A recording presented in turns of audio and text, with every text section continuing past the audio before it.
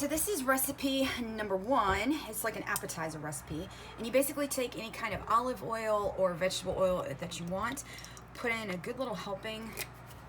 That's a bit too, yeah, that's not bad. Then you take sugar and you dump in some sugar. Then you take a red wine vinegar, and this is gonna be sort of the base for your sauce. So I'm making like a bean dip kind of thing. And that's gonna be the sauce. So you do want to stir this up pretty good and then taste test it, you know what I mean? You can start to see like the sugar dissolve and things like that. And then take a little taste test. Oh, very nice. Okay. So then I kind of put that aside. All right, then I start cutting up some fresh cilantro and my kitty. Fresh cilantro, bing.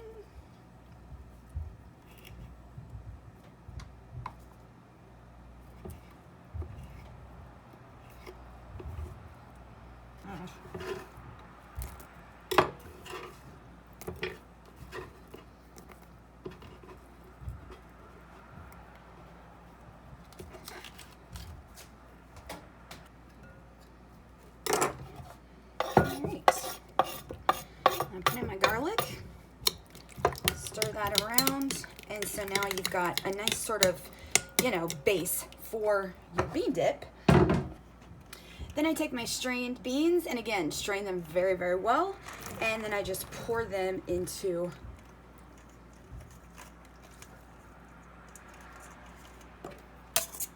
the bowl, and then just start stirring around everything that's in the bottom.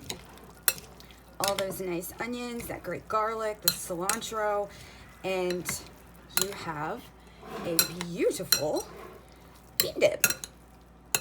And it's really, really easy. Not a lot of ingredients. Probably some of them you already have in your cupboard or your cabinet at home. And then I will pair them with these chips, the Tostitos restaurant style chips. These are really, really good. And then you've got a nice appetizer. So I'm cooking again, but it is Saturday afternoon, and I am also making a champagne cocktail. So I use the Louis Bouillon Rosé Champagne, and then I have my little champagne glass, and then I go in with the Chambord. This is the raspberry Chambord, and it's like a raspberry liqueur. And so then I just pour that in and have this nice, beautiful little glass of champagne. I'm going to do a stir fry, another stir fry, because I just love this. I think it's just amazing. It's fresh veggies, you know, and chicken. And then I just put all my veggies in here. And it's just nice. And then I just kind of watch some TV and make some veggies.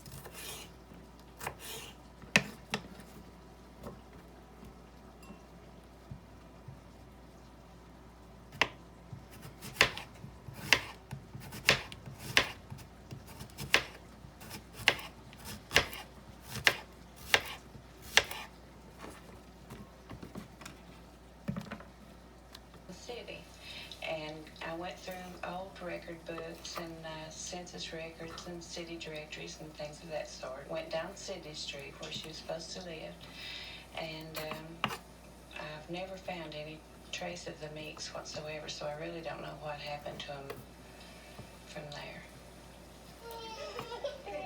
Child molester is added to the FBI's 10 most wanted list.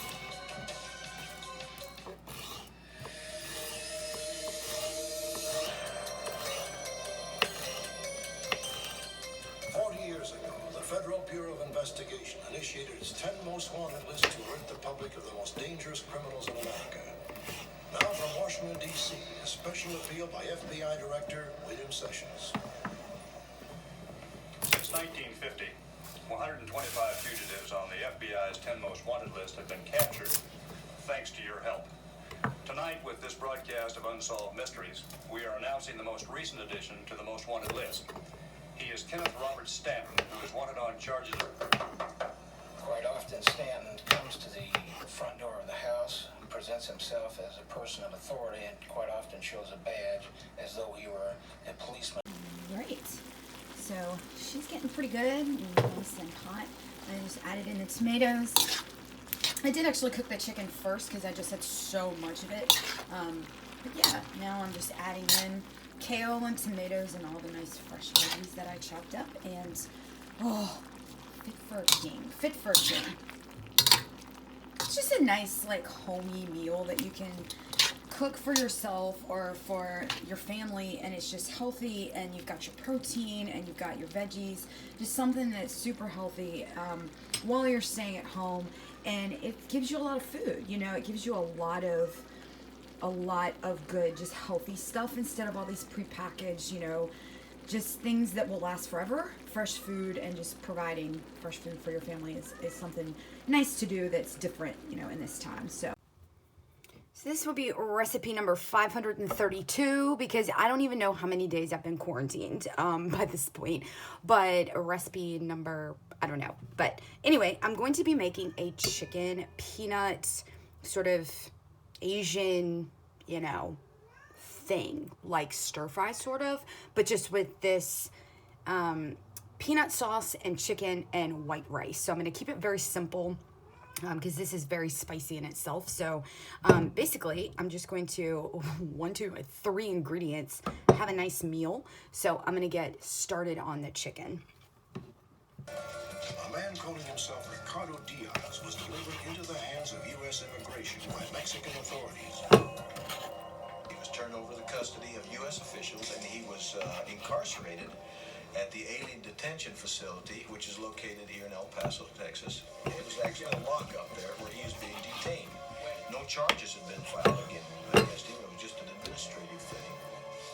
At first, Diaz attracted little attention until he was fingerprinted.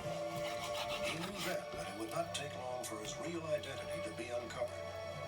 Ricardo Diaz was in reality Ricardo Caputo. April 7th, 1975. Caputo and 3 of the detainees took the guard hostage, picked up makeshift weapons in the kitchen. So I just take the sauce and I just dump it into my wok. And again, I'll leave the link for the wok down below. But then I really just put it on kind of, you know, medium heat. And just let it simmer, let it kind of soak in that peanut sauce and really let it do its thing. I do like using kind of a wooden spoon or spatula with a lot of my stir fries. Sometimes I use a spoon, to be honest, like a real spoon. But I do like when I can to use the wooden aspect. It just helps, you know, not screw up your wok. So, which I actually should be doing a lot more than... you know, I have been. But anyway, we just let that simmer and cook down, and then I'm gonna make some rice, and we will have ourselves a feast. Now I'm just making some rice, so I'm putting it into my rice cooker, and I just basically get whatever cheap-ass rice there is. You can get jasmine rice or white rice, long grain, I mean, whatever you want, you know? And then, yeah, I put it in, and then we get our water. So I put in 2 cups of rice, and so you want to match that with times 2 the water. So that's 2 cups, so I'm going to do 4 cups of water.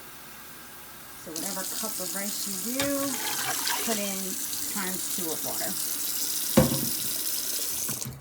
And oh my god, if you do not have a rice cooker, literally, this is what you do.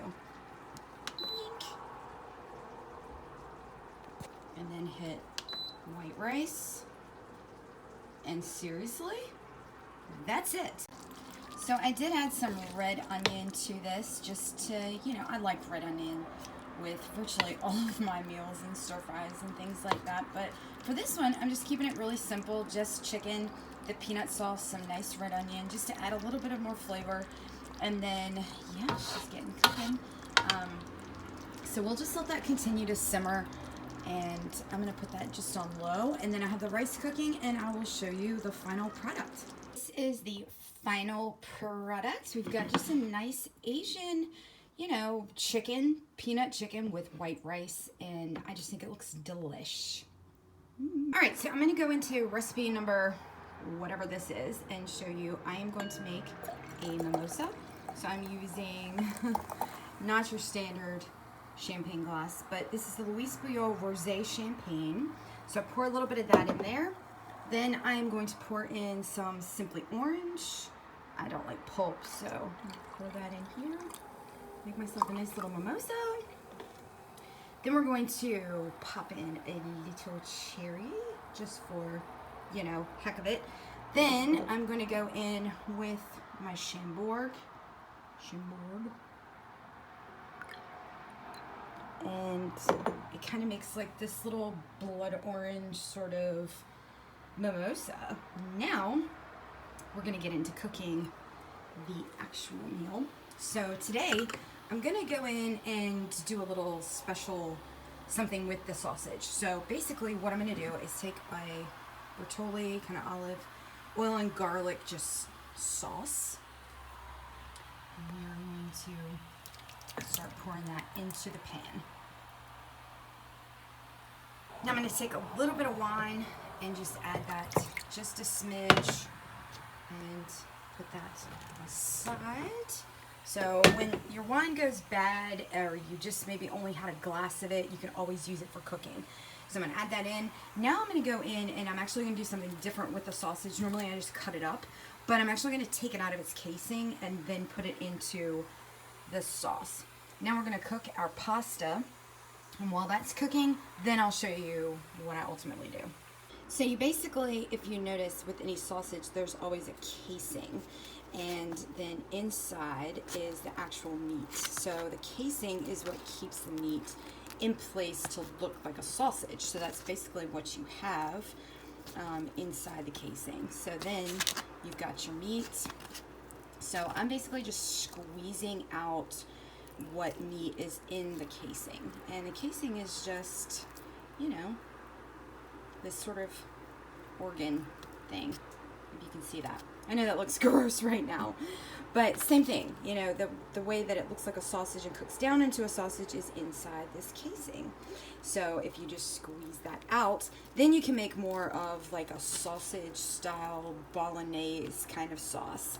And I'll leave that here, but this is all ultimately gonna go into this, and then you just, you know, start putting it in. So I've added in my onions and let that just simmer, and as you can see, you know, it's basically just simmering everything together. Looks pretty good, and we're just gonna let her just simmer as she is.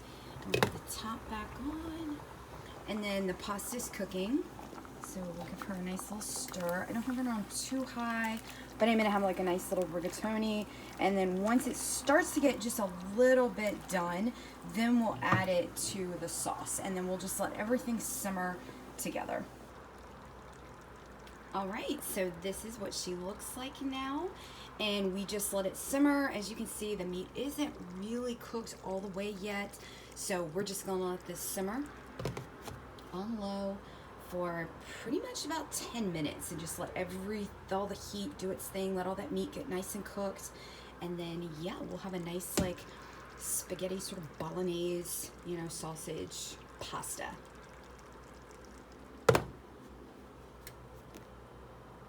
So that is all the recipes, guys. I just wanted to give you some great, you know, healthy ideas, something fun for the family to do while you're quarantined. You know, these aren't really difficult recipes. They're just good enough to feed a family of 4, family of 6. I mean, you probably won't have any leftovers, but, you know, it's just fun stuff to do while you're sitting at home. And I hope you guys are taking the time to, you know, enjoy family and stuff like that, but a little bit of fun recipes for you guys to try, and just some fun, unique stuff, but very filling and good for you as well. So I love you guys, and I will see you in my next videos.